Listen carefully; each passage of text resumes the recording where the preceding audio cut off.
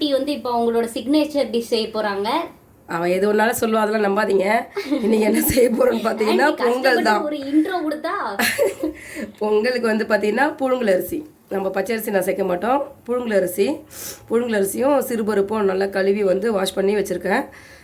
எத்தனை ஒரு கிளாஸ் வந்து புழுங்கல் அரிசி, அரை கிளாஸ் வந்து சிறுபருப்பு ரெண்டுத்தையும் வாஷ் பண்ணி தண்ணி வந்து குத்து மதிப்பாக வச்சுருக்கேன். ஓகேங்களா? இன்னும் கூட ஒரு கிளாஸ் தண்ணி ஊற்றிடுவேன் நான்.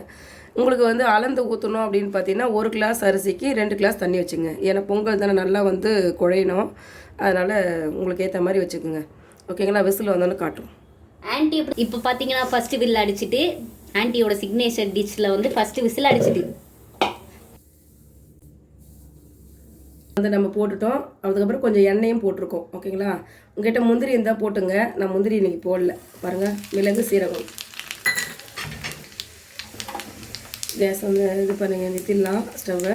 இப்போ வந்து கருவேப்பிலை,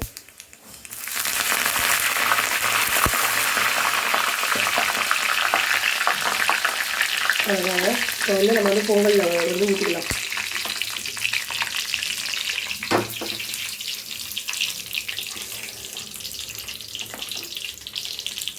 பாருங்கள், பொங்கலில் வந்து நம்ம வந்து இப்போ தாளிச்சு வந்து ஊற்றிக்கலாம்.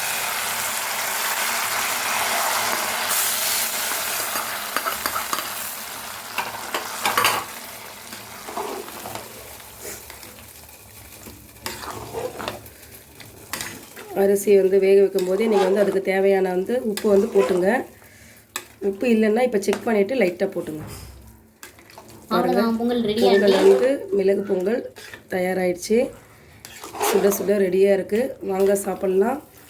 உங்களுக்கு பிடிச்சிருந்தா லைக் பண்ணுங்கள், ஷேர் பண்ணுங்கள், கமெண்ட்ஸ் பண்ணுங்கள், சப்ஸ்கிரைப் பண்ணுங்கள். கீழே இருக்க பெல் ஐக்கானை கிளிக் பண்ணுங்கள். சொன்னதை செஞ்சுருங்க. Okay, thank you. பாருங்கள்.